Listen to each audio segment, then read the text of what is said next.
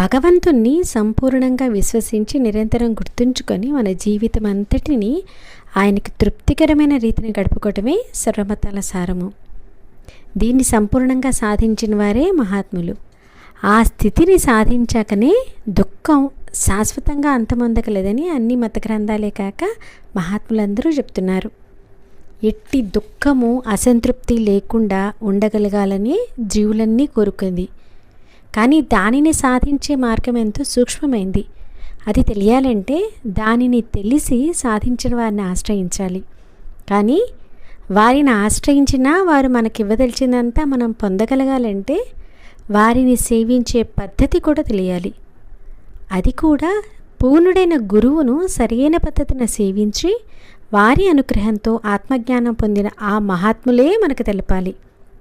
అది తెలియకుంటే చెట్లకు పూచిన పూతలో ఎక్కువ